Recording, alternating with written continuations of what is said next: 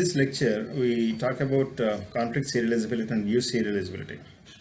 To understand the concept, first we talk about the schedule. Given a schedule, if I swap a pair of instructions, then it is no more the previous schedule. Altogether, it becomes a new schedule. Why? The end effect of the two schedules obtained by swapping even a one pair of instructions may not be same. So now if I swap one pair of instructions, then it becomes a new schedule. Now, when swapping of such instructions will produce a different result, end result, or when it will remain same is an issue. Already we have seen that any instruction that involves a write operation is going to be a conflicting operation with the other one.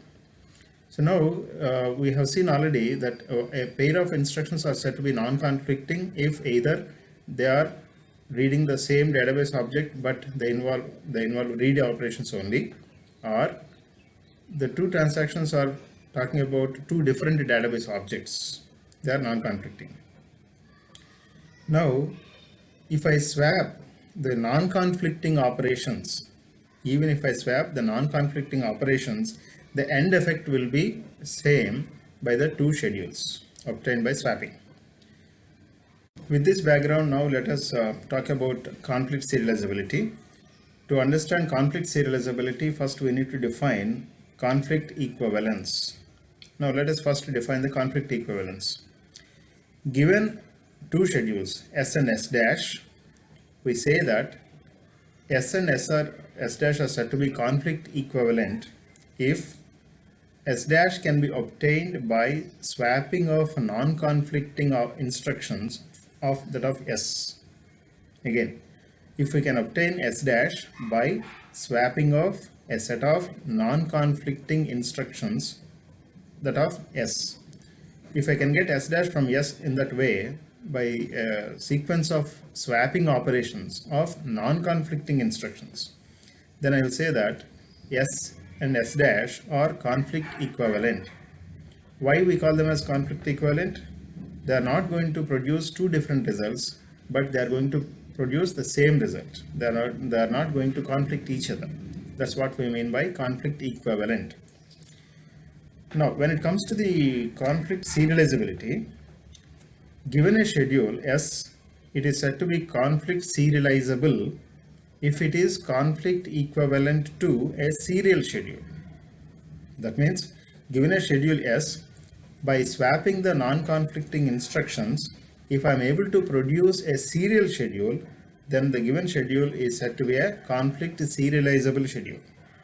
Again, by the definition of conflict equivalence, since the end effect of these schedules being same, so if a schedule S is conflict serializable, then the end effect of the conflict serializable schedule shall be same as that of the serial schedule. That's what we mean by conflict serializability. Let us look into the example of a conflict serializable schedule. Here a schedule A is taken and it consists of a sequence of instructions with that of two transactions T1 and T2. Now T1 is performing read A, write A. After that T2 is performing read A, write A, and then T1 performs read B, write B, and again T2 performs read B, write B. If you look at the fourth operation of write A, it is non-conflicting with the immediate next operation of read B of T1. So even if I swap these two instructions, the end effect shall not not get affected. So that being non-conflicting. So like this, if I keep on swap write A, read B, and again immediately swap write A and write B, so that write A comes down. After that, you swap read A, read B, and read A, write B. Again, these operations are non-conflicting. So in this series, if we keep on swapping these instructions, we are getting a schedule B. Now, since the schedule B is obtained from A by a series of non-conflicting swaps, the end effect shall remain same, and hence schedule A and B are conflict equivalent to each other. Not only that, since B being a serial schedule, Schedule A is a conflict serializable schedule because it is conflict equivalent to a serial schedule. So the end effect of both schedules shall remain same. Now we see a schedule which is not conflict serializable. In this case, there are two transactions T1, T2 are there, and T1 is performing read queue and write queue. T2 is performing a blind write queue operation. But these three operations are interleaved. First read queue is performed by T1, then write queue is performed by T2, and then write queue is performed by T1 again. Now in this case, if I try to swap the operations, read queue and write queue, that of T1 and T2, they are conflicting operations because one of them is a write.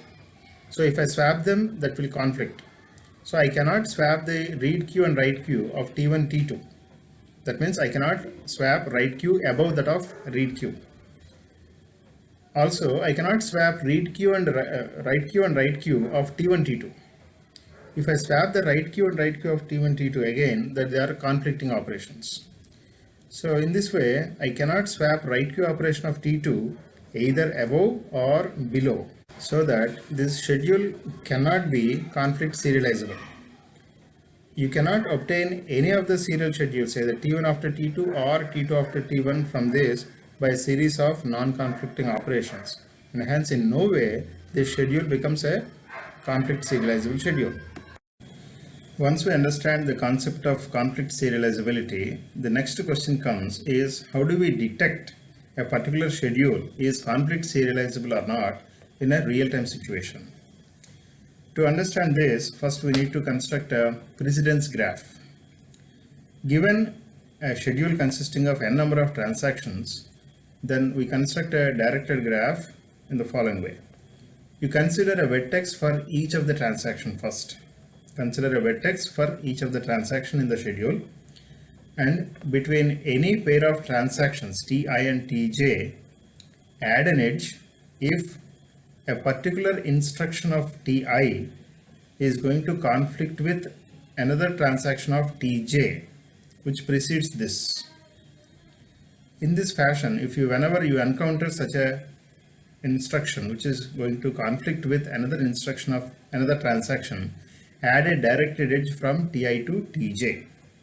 Like this, between all pairs of transactions, you check whether it is going to add an edge or not.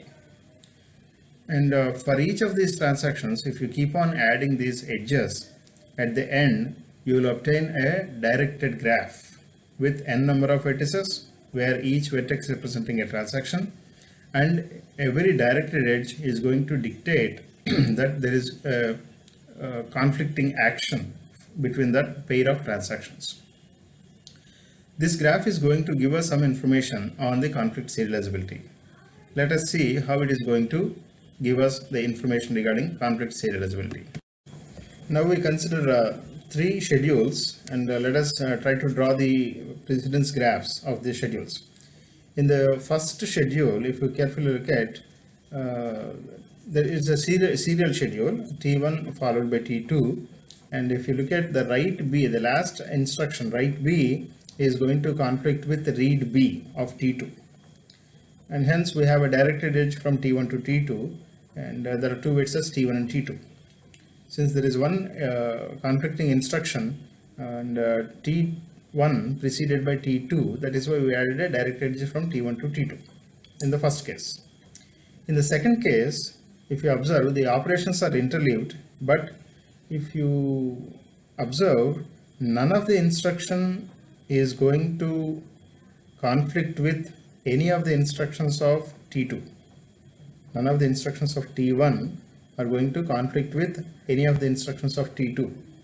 Why? Because T1, T2 are involved in write A, reading A of A, which is non-conflicting, and then T2 is involved with reading and writing of B, and T1 is nowhere concerned with the database object B, and it is doing something on database object C, which is not going to conflict. So none of the instruction pairs of T1, T2 are conflicting with each other. That is why the precedence graph consists of two vertices T1, T2, and there is no edge between them. That is second schedule. When it comes to the third schedule, the first pair of actions, read A and write A, there are two instructions which are conflicting with each other, and T1 preceded by T2 in this case, so add an edge from T1 to T2. And after that, write A action of T2 is preceded by write A action of T1, which is again a conflicting pair, add an edge from T2 to T1. And then write A action is again performed by T3 this time, and this time T1 is preceded by T3, write A action. So we should add an edge from T1 to T3, directed edge from T1 to T3. Not only that, write A action of T2 is also going to conflict with write A action of T3. So we should also have a directed edge from T2 to T3, because T2 precedes T3 in that order. And that's why we have 3 vertices and 4 edges in the precedence graph. This is how we can construct precedence graphs. Once we understand how to draw the precedence graph, the next step is what is the link between this precedence graph and conflict serializability. If you carefully observe, if there is a cycle in the graph, let us consider a very simple cycle of T1 to T2, then T2 to T1. That means one instruction of T1 is going to conflict with another instruction of T2. At the same time, one instruction of T2 is also going to conflict with some instruction of T1 that is going to precede it. Then what happens is, I cannot swap the operations of T2 either with the above instructions of T1 or the preceding instructions of T1 as well, because both these swappings are going to create conflicts, and hence you cannot obtain a serializable schedule from that, or you cannot obtain a serial schedule from that. And hence, if there is a cycle, then the schedule is not going to be conflict serializable. The existence of a cycle need not be a direct one, T1 to T2, T2 to T1. That's only the simplest case I'm talking. Suppose if there are n number of transactions, a cycle may be formed involving all the transactions of T1 to Tn. That may be also possible. So the idea is, if there is a cycle in the graph, in the precedence graph, then the schedule is not going to be conflict serializable. Then in the real time, what happens is, we will construct a incidence graph or incidence matrix for that transaction set of transactions, and from that matrix then we will construct the algorithm to determine whether a cycle exists or not. So that algorithm will determine whether there are any cycles or not. Once there is a cycle, it's a clear indication that the schedule is not serializable. Now what happens if there is no cycle, but still we may have to understand the order in which the instructions are to be performed. There are several options are there. If the given schedule is serializable, conflict serializable, and that means the precedence graph do not have any cycle, then we may have alternatives to process the schedule. That means the sequence in which the transactions need to be processed, there may be an order, but we can decide upon the order based on any of the sorting methods that we employ on them.